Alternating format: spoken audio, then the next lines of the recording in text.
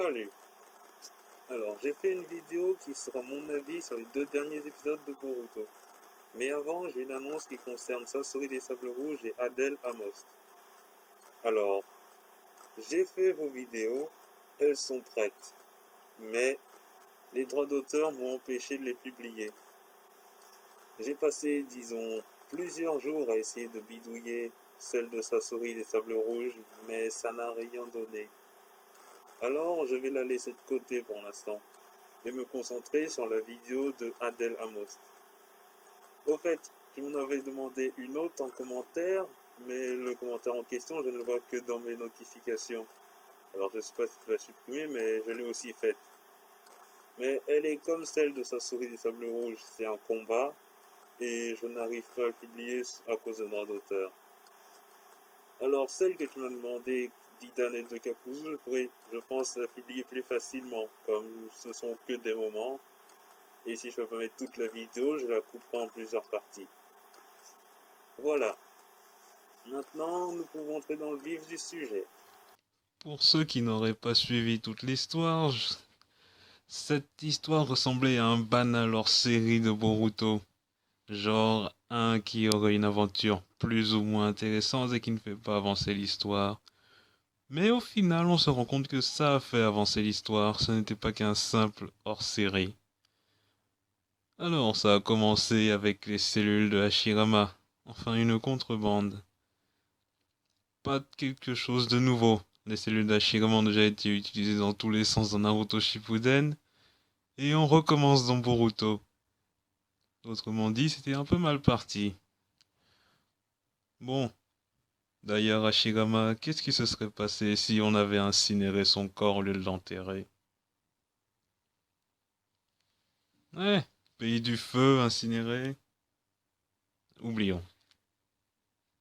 Alors, l'équipe 7, accompagnée d'un autre ninja, Chunin ou Jonin, je sais pas, ce Mugino, j'en parlerai plus tard, ont eu affaire à 4 frères qui ont eu la mission de ramener ces cellules. Ces 4 lascars, j'ai trouvé ça honorable, leur côté de tout donner pour leur mission. Évidemment, ça a donné des leçons de morale avec Boruto qui parle de la valeur de leur vie, ne pas mourir même si c'est pour une mission. Enfin, c'est le grand dilemme des ninjas. Après tout, on leur enseigne que la mission avant tout, mais après, c'est le combat contre ceux qui privilégient les autres à la mission. Oui, le père de Kakashi, puis Kakashi qui a cette même remarque de Obito. Enfin, ils ont rebalancé cette balle, mais pourquoi je parle de ça, moi? Je parle de l'épisode. Bref, revenons là-dessus. Oui, j'en parlais parce que les leçons de morale dans Boruto, j'ai commencé à en avoir marre. Comme l'histoire n'avançait pas, pour moi c'était encore du remplissage. Mais bon, l'histoire vraiment cousue de fil blanc que je n'ai pas supporté, c'est avec le fils du Seigneur. Je dirai peut-être pourquoi dans une autre vidéo. Alors, entre parenthèses, il y a eu aussi le combat entre ce Zipa et la bande d'Aomoi. J'ai jamais vu une façon aussi radicale de se débarrasser de personnages tertiaires. Ouais, les deux qui suivent Omoi étaient juste introduits dans ces derniers épisodes et ont été tués aussi secs. Omoi a été le dernier survivant. Bon, alors, ce qui avait de bien aussi, c'est qu'on a vu Konohamaru utiliser une autre technique. Les seuls dont on avait connaissance de sa part, c'était le multiclonage, le Rasengan, nuée ardente, clonage de shuriken. J'ai trouvé ça cool qu'il nous en sorte encore une. Après tout, il a beaucoup évolué depuis Shippuden. Enfin, normalement. Par contre, on peut pas en dire autant de son copain Mugino. Franchement, ce type avait l'air d'un gars sérieux, mais il n'a rien de spécial. Ce n'est qu'un simple Chunin de base. Il est comme ces Vous savez, dans Shippuden, ces deux types Chunin qui rêvent de devenir Jonin. Je connais pas leur nom, mais ils ont accompagné Azuma et Shikamaru quand ils ont eu leurs premiers accros avec Kidan et Kakuzu. Le moment où Azuma est mort. Mais il me fait penser à ces deux-là, ce type complètement basique. D'ailleurs, contrairement à ces deux-là, lui, il n'a vraiment rien pour lui. Quand j'ai commencé à perdre l'intérêt pour ce type, c'est au moment où il a joué le héros avec l'un des monstres qui était devenu le frère. Ouais. Une scène héroïque, entre guillemets, pour montrer ce qu'il vaut, hein. Bref. Alors, avant de parler du combat de l'équipe 7 contre ce Dipa, je vais dire une dernière chose au sujet de Konohamaru et Mugino. Ils ont vraiment été décevants contre ce vieux Victor. Tout ce qu'il avait, c'était 2 gros bras en plus. Vraiment, c'est... De la part de Mugino, ça m'étonne pas, mais que Konohamaru fasse si peu d'étincelles, ils étaient vraiment minables. C'est peut-être dur de dire ça en parlant de Konohamaru, mais soyons sérieux, vous avez vu ce combat? Et d'ailleurs, ce type n'a sorti que ses 2 gros bras vers la fin. Ouais, vraiment pathétique. Bon, on va revenir sur le plus pathétique de cet épisode. C'était le combat de l'équipe 7 contre ce Dipa. Alors, tout le combat n'était pas pathétique. Seule une chose. Mais bon, ça a commencé avec ce type qui veut se solidifier. Tiens, Kakuzu aussi avait ce truc de se solidifier. D'ailleurs, Mitsuki, mauvais plan d'attraper ce type. Il te balance des cailloux et toi t'essaies de l'attraper pour essayer de l'immobiliser. Mauvaise idée, ça fait de toi une cible immobile. Rien de tel pour un type qui attaque à distance. Oui. Ah oui, je peux vous dire autre chose, je vous promets, quand j'ai vu le dernier frère qui allait faire sa technique interdite, je me suis dit, est-ce qu'il va nous faire une explosion? Parce que ce serait une scène adéquate. Et qu'est-ce qui se passe? Il explose, évidemment. Rien de surprenant. Bon, ça n'a servi à rien, mais c'était plutôt prévisible vu l'adversaire.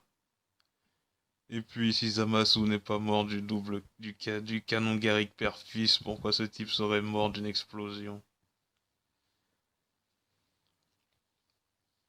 Bon, ensuite, j'ai eu un peu la trouille. Je me suis dit que ça allait se finir exactement comme avec avec le fils du Seigneur. Boruto qui nous met un Rasengan sur le méchant et c'est terminé. Ouais, Boruto qui dit que tout son chakra il va le mettre dans son Rasengan pour vaincre ce mec. Et on arrive à la partie la plus pathétique. Sarada. Utiliser son Sharingan qui n'a qu'un seul Tomoe, ça l'a fait saigner des yeux. Même pas d'un seul œil, mais des 2 yeux. Reprenez-moi si je me trompe, mais la seule chose qui fasse saigner de l'œil un Uchiwa, ou plutôt un utilisateur de Sharingan, c'est le kaléidoscope. Obito, Itachi, Sasuke, Kakashi, tous saignent de l'œil quand ils utilisent le kaléidoscope. Enfin, pas le kaléidoscope, disons plutôt la spécificité du kaléidoscope. D'ailleurs, c'est pour ça qu'on ne verra jamais saigner des yeux Madara, comme il n'a jamais utilisé la spécificité de son kaléidoscope. Mais bon, Sarada qui saigne des yeux, bon, je sais qu'elle est faiblarde, mais à ce point, c'est vraiment ridicule. C'est... Ça n'a rien de logique, ça n'a rien de logique sans sa force, c'est juste ridicule, du grand n'importe quoi. La faire saigner des yeux, tout ça parce qu'elle utilise son Sharingan un peu trop à fond. C'est complètement idiot. La seule chose qu'on obtient d'une surutilisation du Sharingan, c'est de l'épuisement. Comme lorsque Hinata a utilisé le Byakugan un peu trop longtemps pour démasquer tous les explosifs cachés dans le village de Konoha. Un des hors-séries de Naruto. Avec Monsieur Geno. Bon, et au final, Boruto qui finit par toucher cet homme avec le Rasengan. Je dois dire que j'ai vraiment été soulagé de voir que ça n'avait pas marché. Oui, grâce à ça on voit que ça ne s'est pas passé comme prévu. Heureusement d'ailleurs, sinon ça aurait été un épisode vraiment pas très intéressant. Et au final, je me suis rendu compte que ce Deepa et ce Victor font partie de l'association, enfin de la société Kara. Oui, moi, contrairement à, je pense, bon nombre d'entre vous, je ne lis pas le manga. J'ai essayé une fois, mais j'ai pas eu l'envie. Le manga, je ne lis pas. C'est pour ça que j'ai mis de gros doutes sur les éloges de Chris et Shuri sur les capacités de Boruto. Oui, comme je ne lis pas le manga, c'est peut-être là-bas qu'il est si doué à utiliser plusieurs éléments. Mais bon, cette défaite écrasante de l'équipe 7... Ah, j'ai oublié Mitsuki. Quand il a sorti son mode ermite, je me suis dit qu'il y allait avoir quelque chose de très intéressant. Mais au final, non. Si ça n'avait été que ça, j'aurais dit d'accord, il veut sauver ses coéquipiers avant tout. Et ce n'est pas parce qu'il a le mode ermite qu'il est forcément invincible. Après tout, Naruto n'a pas battu Pain. Mais ce qu'on découvre, c'est vraiment encore un truc pathétique. Mitsuki n'utilisait pas son mode ermite, pas uniquement parce que Orochimaru lui a dit ne le fais pas, mais parce qu'apparemment il ne le supporte pas. C'est... Je pourrais dire que c'est idiot, mais d'un autre côté, c'est plutôt digne de l'héritier du fils d'Orochimaru. Parce que, vous l'avez remarqué, Orochimaru n'a jamais atteint le mode ermite. Kabuto nous l'apprend. Il est parti à la grotte Ryushi, mais une fois au devant, il a eu un malaise, n'a pas pu aller plus loin. La seule chose du mode ermite qu'il ait jamais fait, c'est la marque maudite. Mais sinon, cet état de mode ermite, de capter l'énergie naturelle, il ne l'a jamais fait, jamais appris, et ne pouvait pas l'apprendre. Bon, où est-ce que j'en étais, moi? Ah oui. En conclusion, cet épisode de Boruto, j'ai bien aimé, parce que c'était vraiment le coup de pied au cul dont l'équipe 7, ou plutôt dans Sarada et Boruto, avait grand besoin. Enfin, je dirais surtout Boruto. Je trouve que c'est lui qui fanfaronne un peu. Le... Non, qui fanfaronne surtout. À se croire si fort. Mais ils ont eu une bonne remise à niveau. Non, ils ont eu une bonne claque donnée par la réalité. Ils ne sont pas forts, ils sont à peine plus forts que leurs parents au même âge, si ce n'est moins. Grâce à ça, c'était bon. Ce genre de défaite humiliante, ça va les pousser à devenir meilleurs et ils en avaient cruellement besoin. Non, soyons sérieux. Boruto, au début, il faisait un petit Rasengan qu'il pouvait lancer. Certes, c'est un Rasengan qui se lance, mais il ne fait pas beaucoup de dégâts. Beaucoup moins qu'un Rasengan normal. D'ailleurs, au début, on parlait de Senjutsu pour, pour expliquer que le Rasengan de Boruto disparaissait, mais l'explication que c'est le mélange du Futon et du Raiton est nettement plus logique. Le Senjutsu, c'est pas un don héréditaire. Et au final, au fil des épisodes, il a réussi à faire un Rasengan de taille normale, mais il ne pouvait plus le lancer. Pensons ce qu'on veut de cette information. Et puis au final, avec Boruto et Sarada qui ont pris la meilleure résolution qui soit, ils vont partir s'entraîner avec les personnes qu'il faut. Sarada qui va voir Sasuke. Hurrah! Parce que, soyons honnêtes, qu'est-ce que Sakura peut lui apprendre de plus? Sarada a déjà sa force, et le ninjutsu médical, c'est vrai qu'elle maîtrise pas encore, mais ça peut attendre. Et puis, pour une fois que Sasuke va s'occuper de sa fille, il serait grand temps. Manipulation du Sharingan et aussi du Raiden, ouais. La seule technique de Raiden que Sarada possède, elle l'a volée, alors ce serait bien qu'elle ait la sienne, qu'elle nous sorte le Chidori, comme dans les jeux vidéo. Dans une technique, elle balance des shurikens, des kunai infusés de Raiden. Ouais. Alors peut-être qu'elle le fera dans la série cette fois. Et Boruto qui s'est tourné vers Kakashi. C'est aussi une très bonne idée. Bon, c'est aussi dommage qu'il n'aille pas vers Naruto, mais il le voit tellement occupé et cette fois il le respecte. Donc il a préféré ne pas le déranger. Et puis Kakashi sera un très bon coach pour améliorer son Rasengan. Après tout, sans Kakashi, le Futon Rasen Shuriken n'aurait jamais existé. Hmm, voilà.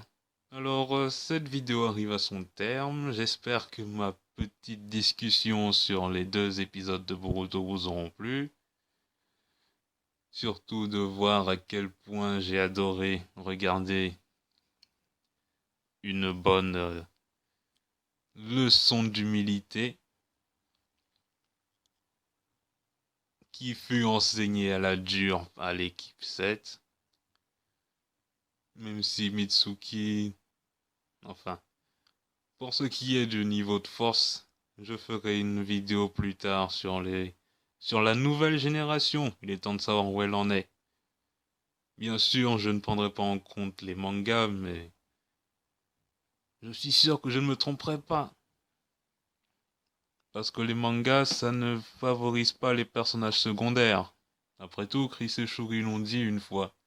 Tenten ne s'est pas beaucoup battu dans les mangas, contrairement à la série. Alors, salut, et je finirai par ceci. Boruto était comme Dragon Ball Super. J'ai dit était, je veux dire est. Est. Bon, je vais être gentil. Est pour l'instant comme DBS. Une suite mal foutue. Ah non, attendez. Je... Non, je... S'il veut le dire, il le fera la prochaine vidéo.